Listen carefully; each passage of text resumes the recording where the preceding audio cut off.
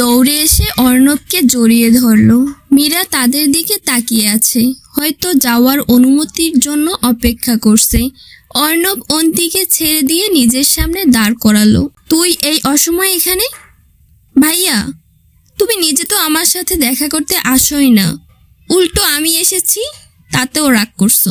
রাগ হয়নি, হঠাৎ এলি যে। এঙ্গেজমেন্টের শপিং এ যেতে হবে, কখন ফ্রি হবা? দিয়া ভাবিকে সাথে নিয়ে যেতে হবে তোমার। অর্ণব বলল, একটু পর ফ্রি হয়ে যাব, তুই চলে যা, আমি দিয়াকে ফোন করে দেব। অন্তিম মীরার দিকে তাকিয়ে জিজ্ঞাসা করলো, এই মেয়েটাকে? নতুন পিএ অঙ্কুর স্যারের সুপারিশে এসেছে। অন্তিম মীরার দিকে এগিয়ে গিয়ে জিজ্ঞাসা করলো, তোমার নাম কি? মীরা আপন দুনিয়ায় মগ্ন আছে, এতক্ষণ ভাই বোনের মাঝে কি কথা হয়েছে তার কোনো হুঁশই নেই। অন্তি পুনরায় জিজ্ঞাসা করলে মীরার খেয়াল হয়। জি, আমার নাম মীরা। অন্তি মীরাকে অর্ণব আর দিয়ার সাথে শপিং এ যেতে বলে। মীরার হ্যাঁ বা না শোনার অপেক্ষা না করে অন্তি সেখান থেকে চলে যায়। অন্তি চলে যাওয়ার পর অর্ণব কিছুক্ষণ মীরার দিকে তাকিয়ে দৃষ্টি ফিরিয়ে নেয়। মীরাকে দেখার পর থেকে অর্ণবের মনে এক আগুন লেগে আছে।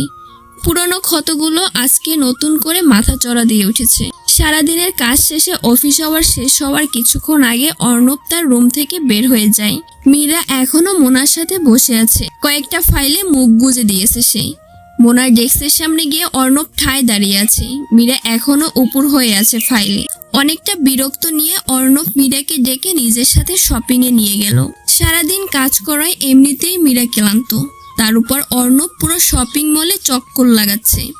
শাড়ি সেকশনে গিয়ে অর্ণব বেশ কিছু শাড়ি হাতে নিয়ে মীরার উপরে ট্রাই করতে থাকে। মীরা বুড়ো কুচকে তাকিয়ে আছে অর্ণবের দিকে। সাতচুনিদের জামাইটা করছে নাকি? অর্ণব বলল, ওভাবে কি দেখছো? আমার হবু বইয়ের জন্য নিচ্ছি এগুলো। দিয়ার কালার কমপ্লিকেশন অনেকটা তোমার মতন, এজন্যই। মীরা কিছু না বলে মূর্তির মতো দাঁড়িয়ে আছে অর্ণবের দিকে।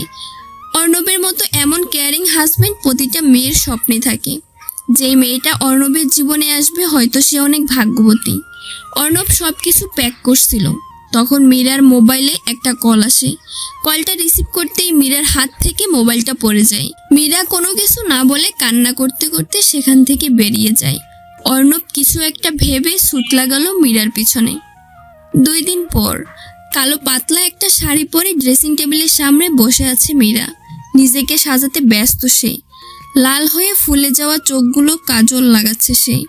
সামনে রাখা হালকা গোলাপি লিপস্টিকটা ঠোঁটে মাখিয়ে চুলগুলো খুলে দেয়। বেশ সুন্দর লাগছে তাকে। শাড়িটাতে অনেকটা আবেদনময়ী লাগছে। আয়নায় নিজেকে দেখে একটা তাচ্ছিল্যর হাসি দিয়ে সেখান থেকে সরে গেল সে। আলিশান একটা কামরায় সম্পূর্ণ একা সে। সব ধরনের দামি আসবাবপত্র আছে তার ঘরে। নেই শুধু মনের শান্তি আর জীবনের সুখ। বিছানায় গোলাপের পাপড়ি ছড়িয়ে ছিটে আছে। সময়টা এমন না হলেও হতো। মীরা একবার পাপড়িগুলো হাতে নিয়ে খেললো। একটা দীর্ঘশ্বাস ফেলে বিছানার কাছে এগিয়ে দাঁড়ালো। দরজা খোলার শব্দে বুকটা কেঁপে উঠল মীরার। অর্ণব ঘরে ঢুকছে। হয়তো কিছুক্ষণের মধ্যেই তার সব শেষ হয়ে যাবে। তার অমূল্য সম্পদ, তার সতীত্ব সে নিজ হাতে অর্ণবের কাছে সঁপে দেবে। ভাবতেই রুহ কেঁপে উঠেছে মীরার। সে নিজেও বিশ্বাস করতে পারছে না এটা হতে চলেছে। অর্ণব ঘরের ভিতরে ঢুকে ঠাস করে দরজাটা বন্ধ করে দেয়।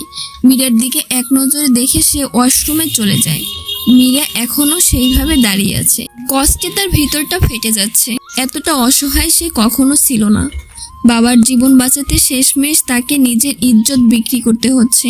2 দিন আগে শপিং মলে ছোট বোন মহুয়ার ফোন পেয়ে সে ছুটে গিয়েছিল বাবার কাছে। অর্ণব সাথে থাকায় তার গাড়িতেই বাবাকে হাসপাতালে নিয়ে যায়। ডাক্তার জানায় জরুরি ভিত্তিতে হার্টের অপারেশন না করানো হলে বাঁচানো সম্ভব না।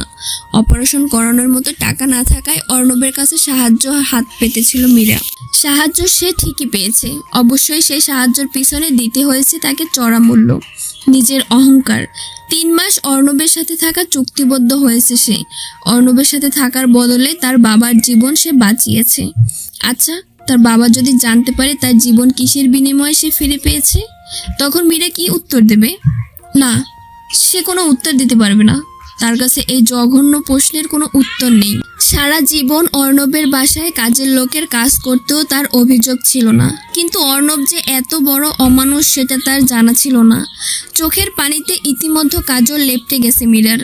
পানিটা মুছে কাজলটা ঠিক করে নিল সে। বিছানায় বসতেই অর্ণব বেরিয়ে এলো। অর্ণব বলল, এত মেকআপের প্রয়োজন ছিল? আমরা স্বামী স্ত্রী নই যে এত সাজগোজ করতে হবে। রক্ষিতা হিসেবে এনেছি তোমাকে আমি, এর বেশি কিছু না। অর্ণবের মুখে রক্ষিতা নামটা শুনতেই বুকটা স্যাঁত করে উঠল মীরার। সত্যি তো, সে এখন কারো রক্ষিতা। যে শব্দটা সমাজে একটা গালি হিসাবে ব্যবহার করা হয়, সেটা তার নামের আগে যোগ হয়ে গেল। সে তো এটা চায়নি। খুব করে চেয়েছিল অন্য সব মেয়েদের মতো তার জীবনটা সুন্দর হবে, কিন্তু হলোটা কি? তার সাথেই কেন হচ্ছে এসব? মীরা এক ধ্যানে বাইরের দিকে তাকিয়ে আছে। অর্ণব মীরার সামনে এসে দাঁড়ালো। ভয়ে কুঁকড়ে আছে মীরা। বারবার চাইছে যাতে অর্ণব তার কাছে না আসে, কিন্তু আমরা যা চাই তা তো আর সব সময় হয় না। অর্ণব মীরার কাছে বসে তার গলায় মুখ গুজে দিল। অর্ণবের স্পর্শে মীরা মনে হলো কেঁপে উঠল। অর্ণব মীরার গলায় চুমু খেয়ে আর চুলের গভীরে হাত বুলাচ্ছে। মীরার দু চোখ বেয়ে অঝরে পানি পড়ছে। টাকার জন্য তখন অর্ণবের সব শর্তে রাজি হলেও এখন সে এসবে মানা করতে পারছে না। ভীষণ কষ্ট হচ্ছে মীরার। কষ্ট সহ্য করতে না পেরে মীরা অর্ণবকে বলে, আমি আপনার সব টাকা পরিশোধ করে দেব, আমাকে একটু সময় দিন।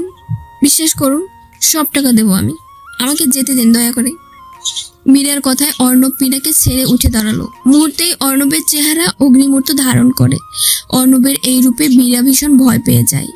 ভয় তাকাতে পারছে না সে অর্ণবের দিকে। মীরাকে টেনে দাঁড় করিয়ে অর্ণব মীরার কাঁধ ধরে ঝাঁকিয়ে বলল, এই কথাটা টাকা নেওয়ার আগে মনে ছিল না? টাকা নেওয়ার সময় তো বলছিলে সব মানতে রাজি, তাহলে এখন কেন মানা করছো?